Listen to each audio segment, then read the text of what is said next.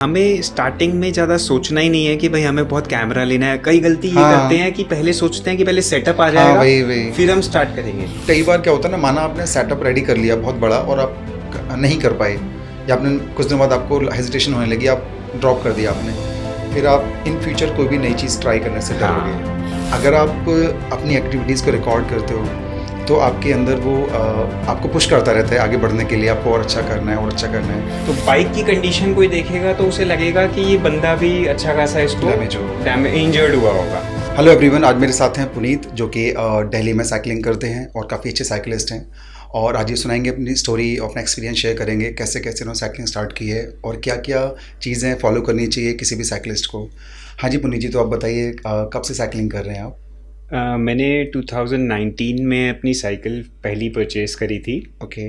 थोड़ा टाइम तो मैंने साइकिलिंग नहीं करी, या करी भी तो थोड़ी करी, 5-7 किलोमीटर करी। ओके। अब उस टाइम पे स्ट्रावा जैसे एक क्लब होता है जहाँ पे हम मेजर करते हैं अपनी साइकिलिंग रनिंग वगैरह, तो वो मेरे को पता नहीं था और मैंने ज्वाइन नहीं किया, तो ज़्यादा मैं मेजर नहीं कर पाया कि मैंने क्या अचीव किया और क्या नहीं।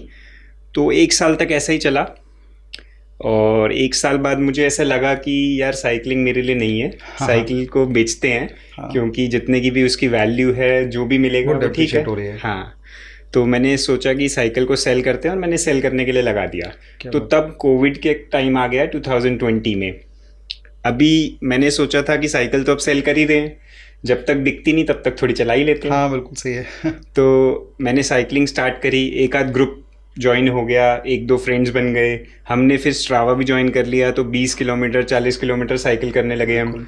तब इंटरेस्ट इतना बन गया कि फिर सेल करने के तो पॉइंट ही नहीं था। फिर इतना इंटरेस्ट बना कि मतलब जर्नी कंटिन्यू हो गई और साइकिलिस्ट मतलब एक तरीके से हॉबी साइकिलिस्ट हम बन गए। नहीं, बहुत सही। अभी आप वॉच से सिंक करते हैं या डायरेक्ट स्ट्रावा स्टार्ट करते हैं?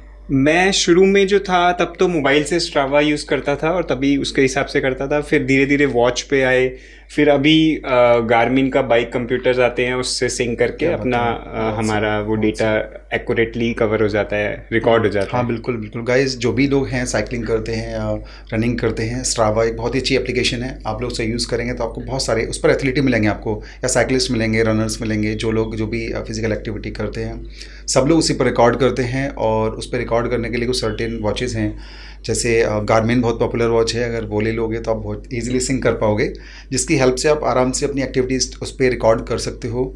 और मैंने बहुत सारे जो एक्सपर्ट्स हैं रनिंग में, बहुत एक्सपीरियंस लोग हैं, उनसे मैंने सीखा है, अगर आप अपनी एक्टिविटीज़ को रिकॉर्ड करते हो तो आपके अंदर वो आपको पुश करता रहता है आगे बढ़ने के लिए, आपको और अच्छा करना है और अच्छा करना है। और स्ट्रावा जैसी एप्लीकेशन पर तो आप और लोगों को भी देखते हो, जिसकी हेल्प से आप और ज़्यादा मोटिवेट होते हो कि मुझे और अच्छा करना है, वो तो इतना अच्छा कर रहे हैं। तो ये बहुत अच्छी चीज़ है एक्चुअली स्ट्रावा। इसके बिना मोटिवेशन, जैसा आप बता रहे हो, पहले आपका ड्रॉप हो रहा था साइकिल का प्लान, तो ऐसा हो जाता है अगर आप किसी को देखोगे नहीं कोई और कर रहा है, तो हो सकता है आपको ऐसा लगे।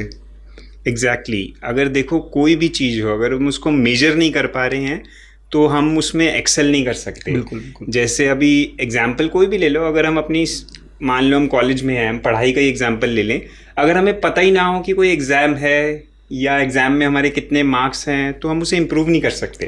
तो स्पोर्ट्स भी ऐसे ही है, अगर क्रिकेट खेल रहे हैं, साइकिलिंग कर रहे हैं, रनिंग कर रहे हैं, कोई भी स्पोर्ट्स हम ले लें, अगर हम उसमें मेजर कर रहे हैं कि भाई हमने कितना अचीव किया और थोड़ा बहुत कंपेयर भी कर रहे हैं दूसरों से, तो obviously we excel in that sports. और अब मैं एक चीज़ यहाँ पे और बोलूँगा, हमें बहुत ज़्यादा कंपैरिजन में भी नहीं जाना चाहिए। हमें अपने को पुश करना चाहिए, अपने लिमिट्स को पुश करना चाहिए और उसी में अपने से compete करके अपने को इम्प्रूव करते रहें, तो that's the way to go. नहीं, बिल्कुल सही बात कह रहे हो कि कई बार हम दूसरों को देख के अपनी लिमिट्स भूल जाते हैं और हम इंजर्ड हो जाते हैं, कुछ भी हम चैलेंज फेस करना पड़ सकता है आपको, क्योंकि बहुत साइकिलिंग में तो बहुत सारे पैरामीटर्स हैं। सामने वाले की साइकिल कितनी अच्छी है, वो कितने पहले साइकिलिंग कर रहा है, बहुत सारे ऐसे पैरामीटर्स हैं। जैसे भी विंटर्स आ गई हैं फिलहाल, तो आप क्या क्या मतलब किस तरह के आप यूज़ करते हो एक्सेसरीज साइकिल के साथ में? वैसे तो देखो साइकिलिंग में हमें एक लेमैन जिसने कभी साइकिलिंग करी नहीं है वो देखता है तो उसको लगता होगा क्या है साइकिलिंग, सिर्फ एक साइकिल खरीदनी है और बैठ जाना है और साइकिलिंग करनी है, बट ऐसा नहीं है गाइस। बहुत सारे एसेसरीज होते हैं, मतलब बहुत सारी चीज़ें होती हैं जिनका ध्यान रखना होता है, बहुत ज़्यादा होता है। मैं आपको विंटर स्पेसिफिक बताता हूँ। देखिए विंटर्स में जब हम साइकिलिंग करते हैं तो सुबह के टाइम बहुत अंधेरा भी होता है, क्योंकि 7 बजे के करीब रोशनी होती है। या तो आप रोशनी में स्टार्ट करिए, लेकिन कई लोग हैं जो वर्किंग होते हैं तो उनके लिए इतना लेट स्टार्ट करना पॉसिबल नहीं हो पाता। तो सबसे बड़ी इंपॉर्टेंट एसेसरीज विंटर में, मतलब मैं आपको सारी बताता हूँ। सबसे इंपॉर्टेंट तो होती हैं लाइट्स, मतलब आपकी साइकिल पे फ्रंट लाइट भी एक स्ट्रांग होनी चाहिए, जो एटलीस्ट अगर आप 1.5 घंटा अंधेरे में चला रहे हैं तो आपका वो 1.5-2 घंटा वो कवर करे। जनरली कितना बैकअप की आती है लाइट्स ये? जनरली अगर अच्छी क्वालिटीज की हम लाइट लेते हैं, अच्छी कंपनी की लेते हैं, तो वो 2-3 घंटा निकाल जाती है। ऐसी बात नहीं है, मतलब ऐसा नहीं हम रात भर नहीं कर सकते इसको। हाँ, अगर रात भर करना है तो आपको फिर उस हिसाब से प्लान करना पड़ेगा। मल्टीपल बैटरीज ऐसा कुछ करना पड़ेगा। उसमें कुछ ज्यादा लाइक पावर की भी आती हैं लाइट्स, अब वो वाले यूज करेंगे तो उस हिसाब से कर सकते हैं। मैं जो पर्सनली यूज करता हूँ that light is around 1600 lumens. तो वैसे मैंने एग्जैक्टली पूरी रात का टेस्ट नहीं किया, बट 2-3 घंटे तो उसमें कोई प्रॉब्लम नहीं आती, आराम से चलती है। तो जैसे मैं बता रहा था, लाइट्स इंपॉर्टेंट है, फ्रंट लाइट इंपॉर्टेंट है, बैक लाइट उससे भी ज्यादा इंपॉर्टेंट है। बिकॉज रोड पे जब आप साइकिलिंग कर रहे हो तो ऑब्वियसली साइकिलिंग थोड़ा सा एक डेंजरस स्पोर्ट भी है। मतलब मैं डराना नहीं चाहता किसी न्यू बंदे को जो साइकिलिस्ट बनना चाहता है या बना हुआ है, लेकिन थोड़ा सा ध्यान रखना होता है। तो पीछे अगर हम बैकलाइट लगाते हैं तो दूसरे लोग हमें देख पाते हैं। बिल्कुल। तो उससे हमारा मतलब चोट लगने का, एक्सीडेंट होने का थोड़ा चांसेस, प्रोबेबिलिटी कम हो जाती है। और विंटर्स में देखो, एक हेलमेट तो बहुत जरूरी है ही, चाहे विंटर हो समर हो, आपको हेलमेट तो पहनना ही है, क्योंकि again you are on the road, you have to be safe. उसके साथ विंटर्स में आपको बहुत सारी लेयरिंग करनी होगी, जैसे एक बेस लेयर पहनना है आपको नीचे, डीकैथलॉन का भी आ जाता है। उसके ऊपर आपको विंटर जर्सी पहननी है, जब एक्सट्रीम ठंड है, मैं उसकी बात कर रहा हूँ, जैसे आजकल ऑलमोस्ट स्टार्ट हो ही गया है। उसके बेस लेयर पहनने के बाद आपको एक विंटर जर्सी पहननी है, उसके बाद आपको एक विंडशीटर भी पहनना है। बिल्कुल। ये 3 चीजें मैं जो पर्सनली यूज करता हूँ तो वो आपको बता रहा हूँ। और आपको हाथ में फुल ग्लव्स पहनने हैं। ओके। फुल ग्लव्स भी आपके ऐसे होने चाहिए जिसमें पैडिंग हो। ओके। तो वो मिल जाते हैं इजीली, आपको मिल जाएंगे कहीं भी, अगर कोई साइकिलिंग करना चाहता है तो वो ग्लव्स चाहिए आपको बंडाना चाहिए अपने नोज और ईयर्स कवर करने के लिए। हेड के नीचे भी, मतलब हेलमेट के नीचे भी आप या तो बंडाना या फिर कोई कैप वगैरह पहन सकते हैं, जिससे वो थोड़ा लाइक विंटर का आपका कवर हो जाए।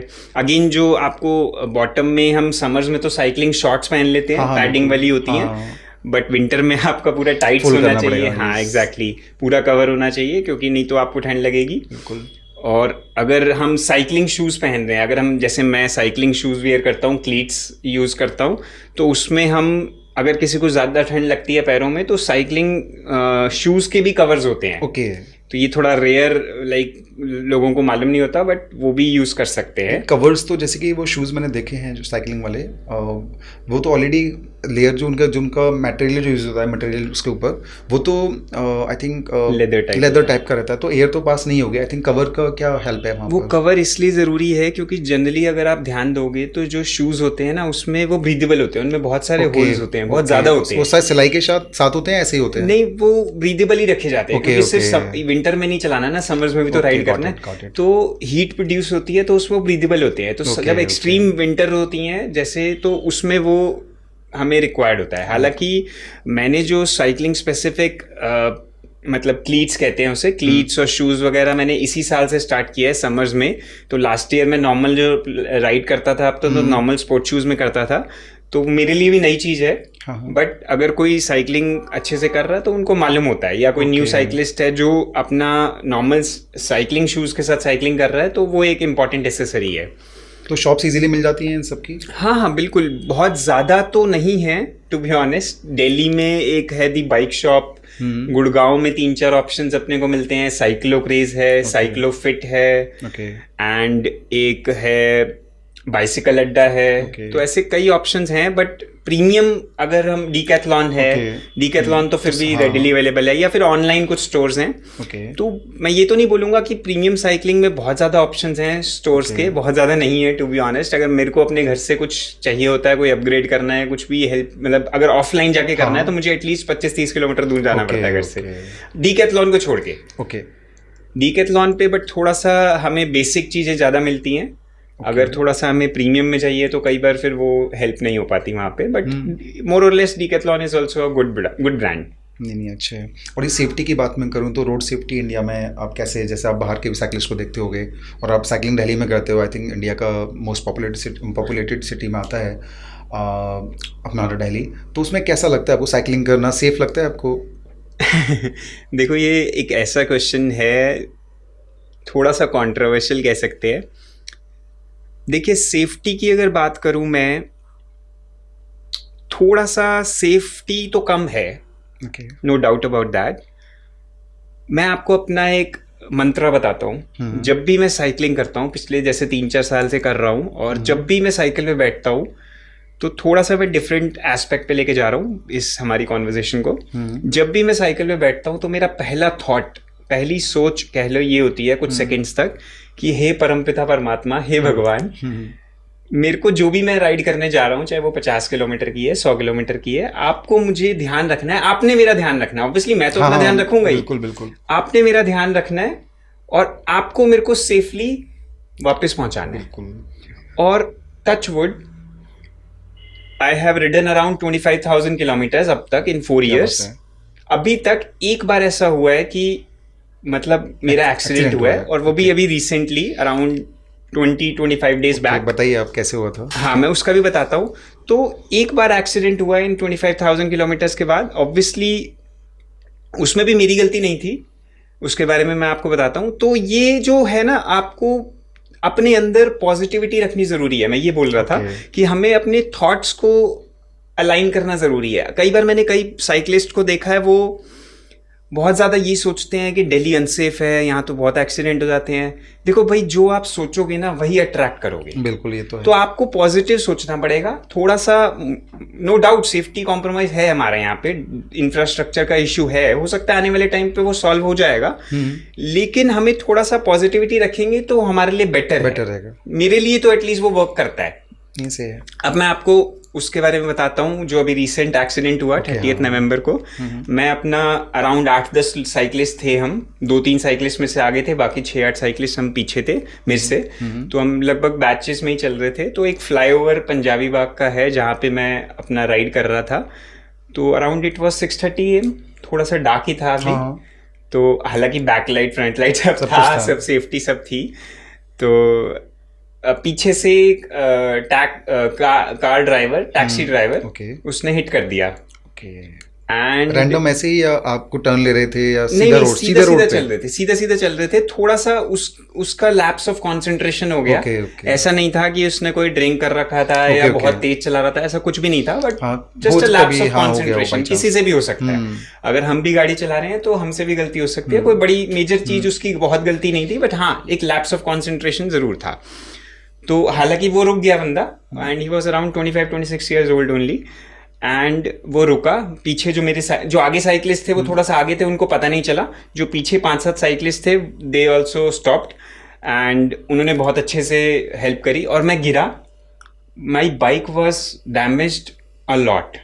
मैंने बाइक में कार्बन व्हील्स लगा रखे हैं, वो पूरे गए।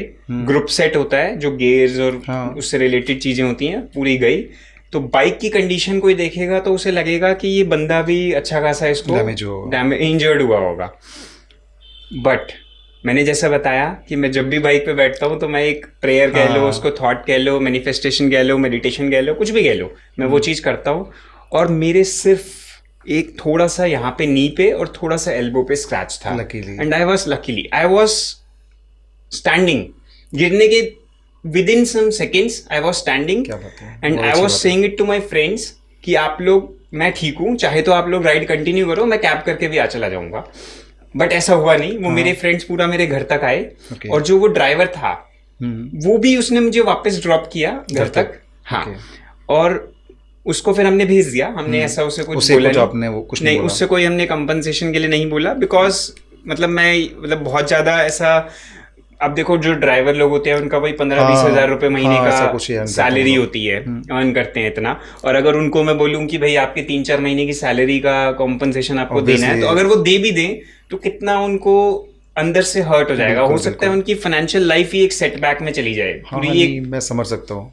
तो और मैंने अपनी बाइक का इंश्योरेंस भी लिया हुआ था, तो इसलिए फिर हमने उसे कुछ नहीं कहा और ही वेंट बैक। उसने बताइए। उसने अपोलोजाइज किया अपने जो भी अपनी कंसंट्रेशन में उसकी प्रॉब्लम, मतलब लैप्स ऑफ कंसंट्रेशन जो भी था, and he went back. Actually ये ना बहुत ही इंपॉर्टेंट चीज़ है। मैं सभी लोगों को, मतलब मैं पूरे देश में ही ये मैसेज देना चाहता हूँ कि जब भी कोई एक्सीडेंट होता है ना, तो लोग ना ये गाली गलौज या मार पिटाई पे आ जाते हैं तुरंत ही। इससे देखिए सबसे बड़ा ड्रॉबैक क्या होता है, जो आपको हिट करेगा ना उसका कभी रुकने का मन नहीं करेगा। खास तौर से राइट। अगर उसके साथ ये इंसिडेंट पहले हो चुका है एक बार भी, तो वहाँ से भागने की ही कोशिश करेगा कि मैं वहाँ पर ना रुकूँ। तो थोड़ा सा सपोर्टिव रहना चाहिए कि अगर माना दो लोगों की गाड़ी में टक्कर हो भी गई आपस में, आजकल गवर्नमेंट ने मैंडेटरी कर दिया है, सभी के इंश्योरेंसेज होते हैं, आप उसे क्लेम के थ्रू ठीक करा लो, बजाय इसके आपस में लड़ रहे हो आप गालियाँ दे रहे हो या जो भी आप वहाँ पे लड़ाई झगड़े हाथापाई हो जाती है, कई बार बहुत बहुत लड़ाइयाँ बढ़ जाती हैं। सपोज 2-3 लड़के इसमें थे, 2-3 लड़के इसमें थे, मोस्टली यंग एज में बहुत होता है ये, और वैसे एज का मैटर नहीं है, हर एज में लोग लड़ना शुरू कर देते हैं। तो यहाँ पर आप कई बार फैमिलीज़ भी होती हैं, मतलब किसी किसी गाड़ी में स्टिल मतलब लोग समझते नहीं है, लड़ना शुरू कर देते हैं या चिल्लाना शुरू कर देते हैं, गालियाँ देना शुरू कर देते हैं फैमिली के सामने। तो ये मुझे तो मतलब मैं गालियाँ नहीं देता हूँ जनरली, तो मैं सबको सजेस्ट करूँगा कि एटलीस्ट आप मतलब ये बहुत ही मैं बहुत टाइम से ये बात कहना चाहता हूँ, किसी मतलब ऐसा डिस्कशन किसी पॉडकास्ट में हुआ नहीं है, कि आप किसी भी बंदे को या किसी को भी उसकी फैमिली के सामने अब्यूज़ ना करो। ये बहुत बड़ी चीज़ होती है, शायद कुछ लोग इस चीज़ को नहीं समझेंगे, पर होता क्या है कि जब वो किसी को अब्यूज़ किया जाता है फैमिली के सामने, फिर वो उस फैमिली को उसको ही फेस करेगा, सुबह फिर उसके साथ उठेगा, कहीं ना कहीं माइंड में सबकॉन्शियस माइंड चल रहा होगा कि हाँ एक इंसल्ट हो गई। तो ये बहुत बड़ा पॉइंट है। बहरहाल मैंने देखा है कुछ लोग रोड पर अननेसेसरी गालियाँ देते हुए जा रहे हैं, वो देखते भी नहीं है कि हाँ कोई फैमिली बगल में जा रही है या बच्चों के साथ कोई जा रहे हैं। मेरे छोटे बच्चे हैं, मेरी बेटी है, मेरा बेटा है, तो बहुत कॉमन है हमारे देश में। खैर मेन मुद्दा मेरा यही था कि आप रोड पर जब भी कोई एक्सीडेंट होता है तो आप कोशिश करो लड़ाई झगड़े ना करो, प्यार से सुलह कर लो, स्माइल करके ठीक है इट्स ओके हो गया। आप लोग बिलीव नहीं करोगे, मेरे मल्टीपल एक्सीडेंट मेरी गाड़ी के हुए, मतलब पीछे से किसी ने कई लोगों ठोका हुआ है, मैं गाड़ी उतर के भी नहीं देखता हूँ। आप बिलीव करो, समझोगे इस बात को, मैं देखता भी नहीं हूँ किसने मेरी गाड़ी ठोकी, ठीक है लगी इट्स ओके। और एक बार का इंसिडेंट मैं आपको बताता हूँ, किसी ने मेरी गाड़ी को ठोका और मैंने गाड़ी को नॉर्मल ठीक है थोड़ा ब्रेक लिए, मैंने कहा ठीक है क्या कर सकते हैं, चलते हैं घर जाकर देख लेंगे जो भी हुआ है, अब इंश्योरेंस में हो जाए कवर।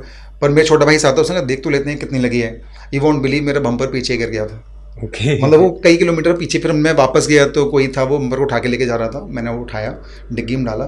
तो मेरा कहने का मतलब यही है कि कोई भी जानबूझ के एक्सीडेंट नहीं करता है, सभी को अपनी जान प्यारी है। तो वहाँ पर थोड़ा सा हम पॉजिटिव रहें, वहाँ पर हम समझें कि यार ठीक है उससे गलती से हुआ है, और वहाँ पे इग्नोर करें और आगे बढ़ जाएं, बजाय इसके कि वहाँ पर हम लड़ रहे हैं, अपना भी टाइम वेस्ट कर रहे हैं, उसका भी टाइम वेस्ट कर रहे हैं। माना गलती उसी की थी, और आज इस वजह से लोग गलती भी नहीं मानते। कई बार लोग सोचते हैं अगर मैं गलती मान लूंगा तो मेरे ऊपर ये बंदा हावी हो जाएगा, फिर मुझसे पैसे मांगेगा ही, तो गलती भी नहीं मानते वो लोग। तो यहाँ पर थोड़ा सा पॉजिटिव रहें सब लोग, बस यही मेरा कहना था। बाकी हाँ आप इंश्योरेंस का बता रहे थे, साइकिल का इंश्योरेंस था आपकी। हाँ बिल्कुल, मैं आपकी बहुत पूरी बात पे एग्री करता हूँ। बहुत ही अच्छी बात बोली है आपने कि देखो सबसे बड़ी बात है हमारे अंदर ह्यूमैनिटी होनी चाहिए। बिल्कुल बिल्कुल, हमें ये सोचना चाहिए कि भाई अगर सामने वाले ने गलती करी है तो कभी हमारे से भी हो सकती है। बिल्कुल बिल्कुल। और बिल्कुल आजकल अगर आपको चोट भी आई है तो भी हेल्थ इंश्योरेंस है। बिल्कुल है। अगर आपका डैमेज हुआ है property, whatever, be it the गाड़ी, cycle, car, be it the car, तो भी इंश्योरेंस है। और अगर नहीं भी है यार, हाँ, तो भी आपको मतलब आप लाइफ में वापस सब अर्न कर सकते हो अगर आप पॉजिटिव रहोगे, जल्दी ही हो जाता है वो। तो बहुत अच्छी बात करी आपने। और आपने बोला इंश्योरेंस का, तो मैं आपको बताता हूँ। देखिए डायरेक्ट साइकिल का इंश्योरेंस तो मिलना मुश्किल होता है, बट मैंने जो करवा रखा था, मैंने HDFC अर्गो से अपनी होम इंश्योरेंस करवा रखा था। उसमें मैंने अपनी साइकिल को कवर कर रखा था। तो हाँ थोड़ा सा फनी लगेगा, मैंने होम इंश्योरेंस से 1 लाख का लिया था क्योंकि मुझे वो चाहिए नहीं था। उसमें मैंने 1.5 लाख के लिए साइकिल को कवर कर रखा था। तो it's may seem funny to some persons, but home insurance तो बस नाम का था क्योंकि वो कराना जरूरी था। तो उसमें मैंने कवर किया था अपनी साइकिल को। और वो भी मैंने इसलिए किया था क्योंकि 3-4 महीने पहले मैंने कुछ अपग्रेड्स करे थे साइकिल में। जैसे एक व्हील सेट होते हैं, कार्बन व्हील्स अपग्रेड करे थे, कार्बन हैंडल अपग्रेड करे थे, 2-3 अपग्रेड्स करे थे। जिसकी वजह से था कार्बन व्हील अपग्रेड करने का? हाँ मैं बताता हूँ। देखिए एक होता है जब हम नॉर्मल साइकिल, जब हम एक साइकिल खरीदते हैं तो उसमें जो कंपनी होती है वो थोड़ा सा व्हील्स, हैंडल, 2-3 कंपोनेंट्स होते हैं जो थोड़ा सा कॉम्प्रोमाइज करके देती है, क्योंकि ऑब्वियसली उनको एक कॉम्पिटिटिव प्राइस रखना होता है। तो अगर वो चीज़ें हम अपग्रेड कर लेते हैं थोड़ा, उससे हमारा ऑन द बाइक हमारी मतलब एफिशिएंसी बढ़ जाती है। मैं आपको अपना ही एग्जांपल देता हूँ। पहले जब मैं साइकिलिंग नॉर्मल करता था तो एवरेज स्पीड की बात करें अगर, मतलब 1 घंटे में आप कितने किलोमीटर साइकिल चला रहे हैं, तो मैक्सिमम मैं 28-29 किलोमीटर पर आवर की स्पीड कवर कर पाता था, और ऑन एन एवरेज 25-26 की स्पीड रखता था। लेकिन कभी फास्ट चलाई तो 28-29, कभी कभी 30 भी टच करी होगी। लेकिन जैसे ही मैंने ये अपग्रेड किया, thanks to my friends who motivated me, and मैं उनका नाम भी लेना चाहूंगा, he is Tushar Wadhwa, and और भी फ्रेंड्स हैं जिन्होंने मुझे मोटिवेट किया। तो जैसे ही मैंने अपग्रेड्स करे उसके बाद मैंने अपनी लिमिट थोड़ी सी, हालांकि मैं I am not a very fast rider, मैं थोड़ा इजी राइड करना पसंद करता हूँ, कभी कभी फास्ट चला लिया उस टाइप से। तो उसके बाद I achieve 37 kilometre per hour की स्पीड। मतलब आप सोचो 28-29 और 37 किलोमीटर पर आवर, 10 का आपने, हाँ, काफी difference, just because of the wheels, carbon wheels and handle. नहीं, अच्छा लाइट वेट भी हो जाता है थोड़ा सा। हाँ, मतलब जो मेरी बाइक थी पहले, उसका वेट अप्रॉक्स 800-900 ग्राम्स रिड्यूस हो गया था इस तरीके से, सिर्फ व्हील्स और हैंडल अपग्रेड करने से। और जो वो एक्सीडेंट हुआ था उसमें वो व्हील सबसे ज्यादा डैमेज हो गए थे, पीछे का व्हील पूरा चला गया था। तो वो thanks to that insurance, HDFC का इंश्योरेंस, मेरे को उसमें अराउंड 80,000 का क्लेम मिल गया था। क्या बात है। और उस टाइम जब मेरी साइकिल जो थी, मेरी बाइक जो है, उसको मैंने थोड़ा सा और उसमें अपग्रेड कर लिया। उसमें ग्रुप सेट होता है Shimano Sora, तो उसको अपग्रेड करके मैंने Shimano 105 का किया। ऑब्वियसली उसमें से 20-25,000 मेरे को अपनी पॉकेट से देना पड़ा, अगर क्यों above that insurance amount, because अगर, लेकिन मुझे इंश्योरेंस से इतना अमाउंट मिल गया ऑलमोस्ट जितने में मेरा बाइक का क्लेम हो जाता, मतलब और 2-4-5 हजार लगते तो वो अलग बात थी, बट मैंने थोड़ा सा ज्यादा लगा के कुछ और अपग्रेड कर लिया, again thanks to my friends who motivated and guided me. सही है, बहुत अच्छा है। बाकी गवर्नमेंट को भी मैसेज देना चाहते हो आप, जैसे साइकिलिस्ट के लिए कोई डिफरेंट कुछ भी ऐसा ट्रैक होना चाहिए, या सेफ्टी के लिए कैसे हम और अच्छा कर सकते हैं, या गवर्नमेंट कुछ इसमें कर सकती है, या पब्लिक को ही कहना चाहोगे, या जो नॉर्मल पीपल है हमारे कंट्री में, देखिए वो फॉलो करें अच्छे से? हाँ, देखिए गवर्नमेंट भी अलग से कोई एंटिटी तो है नहीं, हम लोगों को मिला के ही गवर्नमेंट बन रही है। बिल्कुल। तो ये मैसेज मैं सबके लिए देना चाहूंगा कि भाई, मैं आपको पहले एक चीज बताता हूँ, जब मैं पहले साइकिलिंग नहीं करता था और जब मैं अपनी कार या 2 व्हीलर अपना चला रहा होता था, तो मेरा एक नजरिया एक साइकिलिस्ट के लिए, एक रिक्शा पुलर के लिए, या एक 2 व्हीलर वाले के लिए, स्पेशली जो मैनुअली राइड कर रहा है, एक नजरिया अलग था। और जब मैंने साइकिलिंग स्टार्ट करी, थोड़े टाइम में ही मेरा नजरिया ही बदल गया। मतलब मैं उनको अलग रेस्पेक्ट से देखता हूँ अब एक साइकिलिस्ट को, ये चाहे वो जरूरी है वो हमारी तरह प्रीमियम साइकिलिस्ट हो, जो एक नॉर्मल जो अपने काम के लिए भी साइकिलिंग करके जा रहा है, या कोई रिक्शा पुलर है, तो उनको देखने का नजरिया ही बदल गया मेरा। तो वही मैं बोलूंगा कि आपको थोड़ा सा, जो लोग हैं जो रोड पे चल रहे हैं, थोड़ा सा एटीट्यूड अलग लेके चलना चाहिए एक साइकिलिस्ट के लिए। भाई थोड़ा सा उनके लिए अलग रेस्पेक्ट रखो कि अगर आप गाड़ी चला रहे हो या अगर आप 2 व्हीलर चला रहे हो, don't come that close, yes, because कई बार तो क्या एक्सीडेंट इस वजह से हो जाते हैं कि जो साइकिलिस्ट है ना, वो घबरा जाता है कि इतनी पास से कोई निकल गया और वो बेचारा गिर जाता है। तो ये भी साइकिल शायद वो हवा से प्रेशर से हिल भी जाती है, वो डिस्बैलेंस भी होती है। अगर लाइट वेट साइकिल्स हैं तो हवा से थोड़ा सा फर्क पड़ता है। लेकिन वही मैं बोलूंगा कि अगर देखिए, अगर डेडिकेटेड ट्रैक्स आना दिल्ली जैसे एरिया में थोड़ा सा मुझे पता है चैलेंज है, एकदम तो नहीं हो पाएगा। थोड़े से ट्रैक्स हैं भी बने हुए, लेकिन वो ऐसे नहीं है कि आप वहां पे कंटिन्यूस साइकिलिंग कर पाओ। हर 100-200 मीटर में आपको ब्रेक लगाना पड़ेगा, which is not feasible, specially for a person who is riding 50 kilometre और 100 किलोमीटर। अगर वो हर 50 किलोमीटर 100 किलोमीटर में ब्रेक लेके वहां से निकलेगा तो वो साइकिलिंग हो नहीं पाएगी। तो कुछ ट्रैक्स बने हैं और बन भी रहे हैं, बट मतलब अगर इस टाइप का कुछ इंफ्रास्ट्रक्चर बने कि भाई आपको लेफ्ट साइड में ना एक कुछ लेन सी, मतलब नॉट एग्जैक्टली ट्रैक, कुछ ऐसा बना दें कि भाई ये साइकिलिस्ट के लिए ही है, कहीं कहीं पे है। और थोड़ा सा लोग फॉलो करें, उसे फॉलो करना बहुत जरूरी है एक्चुअली। ट्रैक बनाना तो इजी है, फॉलो तो लोग उसको भी नहीं करते ना। साइड में हमें वो एक नॉर्मल व्हाइट लाइन होती है, हम कहते हैं इसके इधर में गाड़ी नहीं लेकर जानी है, पर सब ट्रैफिक होता है, इधर से घुमाते हैं, सब डायरेक्ट हो जाते हैं। कुछ टाइम लिमिट भी बना सकते हैं। देखिए अगर पीक आवर्स में, आफ्टरनून में, मैं समझ सकता हूँ कि दिल्ली में ट्रैफिक इतना है कि वो साइकिलिंग के लिए अलग रखना मुश्किल है, लेकिन आप मॉर्निंग का 1-2 घंटा रख सकते हैं। हाँ, ऐसा कर सकते हैं। ऐसा कुछ अगर आने वाले टाइम पे, मैं ये नहीं बोलता इमीडिएटली हो जाएगा, लेकिन 2-4 साल 5 साल डाउन द लाइन अगर होता है तो बहुत बढ़िया, इससे अच्छा कुछ नहीं होगा। पर आपको ऐसा नहीं लगता पॉपुलेशन बहुत तेजी से बढ़ रही है, गाड़ियाँ बहुत तेजी से हो रही हैं, आगे प्रॉब्लम्स बढ़ेगी? देखिए गाड़ियाँ बढ़ रही हैं, पॉपुलेशन बढ़ रही है, बिल्कुल ठीक बात है, प्रॉब्लम बढ़ेगी, लेकिन अगर लोग ना थोड़ा सा गाड़ियों से हटके एक बार साइकिलिंग पे आएंगे ना, तो उनको खुद चेंज फील होएगा। मैं आपको अपनी बात बताता हूँ, मैंने ऐसा भी कम्यूट के लिए भी कई बार साइकिलिंग करी है।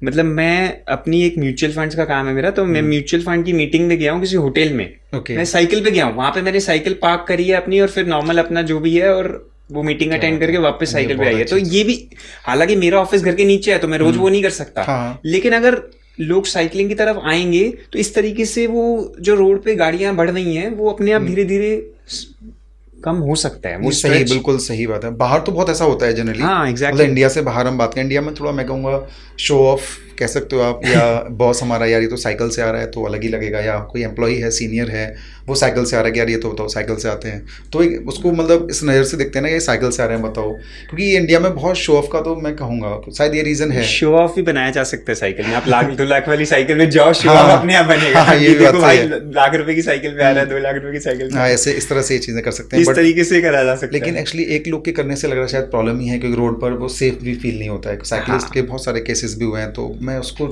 केसेस तो देखो यार, गाड़ियों हाँ, के भी होते हैं, टू टू व्हीलर्स के भी होते हैं, हम उन पे ज्यादा फोकस नहीं करते। अगेन मैंने बोला ना, आप अपने आप में पॉजिटिव रहो। हाँ, ये तो है। तो वो केसेस और उन सब का मैं तो आपको एक बोलता हूँ, मैं तो नेगेटिव न्यूज को ही अवॉइड करता हूँ। मैं न्यूज देखता ही नहीं, नॉर्मल न्यूज भी, क्योंकि उसमें ज्यादातर नेगेटिविटी ऐसे आती है न्यूज में। तो मेरे को याद नहीं मैंने लास्ट टाइम न्यूज कब देखा था। हालांकि मैं खुद एक क्रिएटर हूँ, वीडियोस बनाता हूँ, तो ऐसे में आपको टच में रहना जरूरी है, but still I avoid news, specially at night और अर्ली इन द मॉर्निंग। उस टाइम पे बहुत कैची न्यूज। हाँ, उस टाइम पे हमारा सबकॉन्शियस माइंड बिल्कुल एक्टिव होता है। हाँ, मैं समझ रहा हूँ। और अगर न्यूज भी ऐसी आती है ना, चैन से सोना है तो जाग जाइए तो आपको पहले से न्यूज ऐसी होगी, वो डरा देगी, स्टार्टिंग ऐसे करेंगे, बहुत ज़्यादा वो बहुत अच्छा हुक होता है, तो आपको रोक के रखेंगी, और मोस्टली नेगेटिव न्यूज़ ही रहती है। हाँ, बाकी आप कंटेंट क्रिएट भी काफ़ी अच्छा करते हो, मैंने देखा है काफ़ी फॉलोअर्स हैं आपके। तो जो साइकिलिस्ट या रनर्स या जो भी हैं, इनको आप कंटेंट क्रिएशन के लिए मैं कहूँ कोई सजेशन कि वो कैसे वो लोग कंटेंट क्रिएट करना स्टार्ट कर सकते हैं? देखो, कंटेंट तो किसी को भी अगर क्रिएट करना है ना, तो करना तो स्क्रैच से ही पड़ेगा। हाँ, बिल्कुल। आपको बस, मैं एग्जांपल अंकुर वारिकू जी का यहाँ पे देता हूँ। मैंने उनकी एक बुक पढ़ी थी, तो उसमें उन्होंने बताया कि किसी को भी अगर कंटेंट बनाना है या स्पेशली अपना कम्युनिकेशन स्किल इंप्रूव करना है, तो आजकल फ़ोन सबके पास है। आप फ़ोन को रखो सामने, रिकॉर्ड बटन दबाओ, बोलना स्टार्ट। रोज ये 1 मिनट कर लो। हाँ, ये नहीं मैं कह रहा कि उसको अपलोड करना है।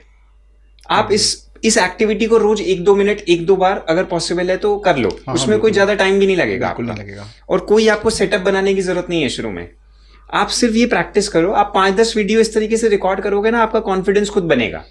जब आपका कॉन्फिडेंस बने, ये प्रैक्टिस तो आपको आज से ही करना है। मैं समझ रहा हूँ। ये जैसे ही आपका कॉन्फिडेंस बिल्ड हो, उसके लिए आपको लगे कि थोड़ा ठीक ठाक वीडियो बनना स्टार्ट हो गया है, आपका कम्युनिकेशन स्किल थोड़ा इंप्रूव हो गया है, तो आप अपलोड करना स्टार्ट कर सकते हो। And don't never expect magic in first 5 to 10 20 videos. Yes, आपको इनफैक्ट हो सकता है किसी की वीडियो 500 वीडियो डाले तब उसकी पहली वीडियो जाए 1 मिलियन व्यूज पे, किसी की हो सकता है 50वीं वीडियो चली जाए, किसी की हो सकता है 1000 वीडियो में जाए।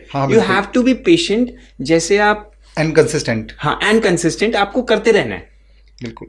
और लेकिन करते रहेंगे, लॉन्ग टर्म में इसके रिजल्ट्स बहुत अच्छे हैं। हाँ, ये तो है ही, क्योंकि कुछ लोग बहुत जल्दी रिजल्ट की बात करते हैं, और मैं यहाँ पर मैं ये कहूँगा कि आप व्यूज़ की बात भी ना करें। आपका खुद का सेटिस्फेक्शन बहुत ज़रूरी है।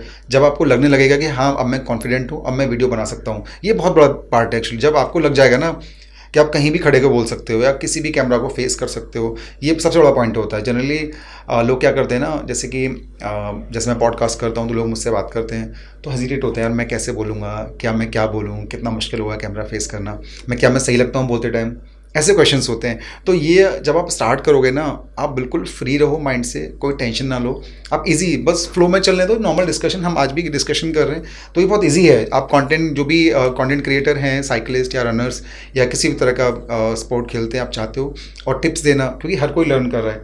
आपने साइकिलिंग में काफ़ी लर्न किया है, मैंने रनिंग में लर्न किया है, तो मैं भी कुछ टिप्स शेयर करता हूँ। आप भी साइकिलिंग की आपने काफ़ी सारी चीज़ें बताई, तो काफ़ी इजी है कंटेंट क्रिएट करना।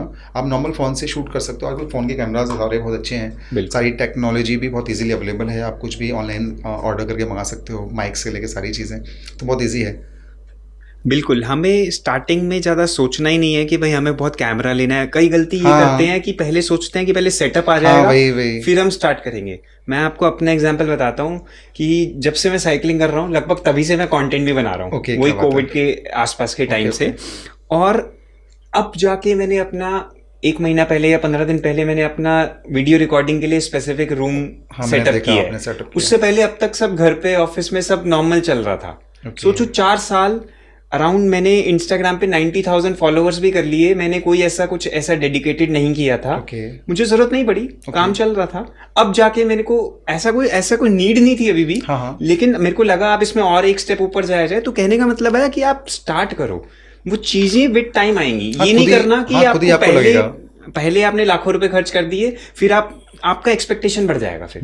तो और ये ऐसी चीज है कि एक्सपेक्टेशन तो आपको जीरो क्या माइनस में रखो। बिल्कुल। और कई बार क्या होता है ना, माना आपने सेटअप रेडी कर लिया बहुत बड़ा और आप नहीं कर पाए, या आपने कुछ दिन बाद आपको हेजिटेशन होने लगी, आप ड्रॉप कर दिया आपने, फिर आप इन फ्यूचर कोई भी नई चीज़ ट्राई करने से डरोगे। क्योंकि आपने इतना बड़ा आपने एक्सपेंस कर दिया, इतनी बड़ी सारी चीज़ें कर ली, फिर आपसे नहीं हुआ। आप नॉर्मल जस्ट फ्री माइंड से आप ट्राई करो, कम से कम रिसोर्सेज में, ताकि अगर आप ड्रॉप भी करो तो आपको ये ना लगे यार मैंने इतना एफर्ट मारा था, चला नहीं, ये चीज़ें नहीं चलती हैं, पैसे वेस्ट हो जाते हैं, ताकि आगे तक आपका ये बना रहे, क्योंकि ये बहुत ज़रूरी है। और बेसिकली इसको एंजॉय करने के लिए करना। हाँ, आप ये मत सोचो कि हाँ मुझे ऐसा करना है, मैं इतना बड़ा कंटेंट क्रिएटर बनूंगा, इस नज़रिए से अभी मत देखो आप। पर नॉर्मल जो आपके पास जो भी इन्फॉर्मेशन है आप वो डिलीवर करो, धीरे धीरे आपको समझ में आएगा कि क्या क्या हमें और बोलना है। फिर और भी जो अच्छे कंटेंट क्रिएटर हैं उनको देखो आप, वो क्या क्या डिलीवर कर रहे हैं, तो आपको धीरे समझ में आएगा किस तरह से कंटेंट बोला जाता है, कैसी चीज़ें की जाती हैं, आप सब कुछ सीख जाओगे। बिल्कुल, वक्त के साथ चीज़ें अपने आप सेट होती रहती हैं। और वही बोला कि जैसे आपने सही बोला कि भाई हमें बहुत ज़्यादा इन्वेस्ट नहीं करना स्टार्टिंग में, हमें स्टार्ट करना है एटलीस्ट। बिल्कुल। और with time everything will walk into place हो जाएंगी। हाँ, तो पुनीत भाई बहुत अच्छा लगा आज आपसे मिलके, और काफ़ी सारी अच्छी इन्फॉर्मेशन आपने दी साइकिलिस्ट के लिए, और कंटेंट क्रिएशन के लिए भी काफ़ी अच्छी टिप्स दी आपने, और बहुत मज़ा आया। और गाइस, आप पूरा पॉडकास्ट आपने देखा ही होगा, और आप समझेंगे कि जो भी लोग साइकिलिंग करते हैं वो इंश्योरेंस भी करा सकते हैं, कैसे कैसे आप साइकिलिंग के जो एसेसरीज़ हैं वो आप परचेज़ कर सकते हैं। सारी चीज़ें बहुत ईजी हैं लेना, और करना बहुत ईजी है। कोई भी आपको डाउट है तो पुनीत भाई हैं, देखिए मैं तो साइकिलिंग करता नहीं तो पुनीत भाई हैं, आप उनको कनेक्ट कर सकते हो, और ये सारी इन्फॉर्मेशन जो भी गैजेट्स आपको चाहिए सब कुछ आपको गाइड कर देंगे। थैंक यू पुनीत भाई आने के लिए। Thank you so much. Thank you.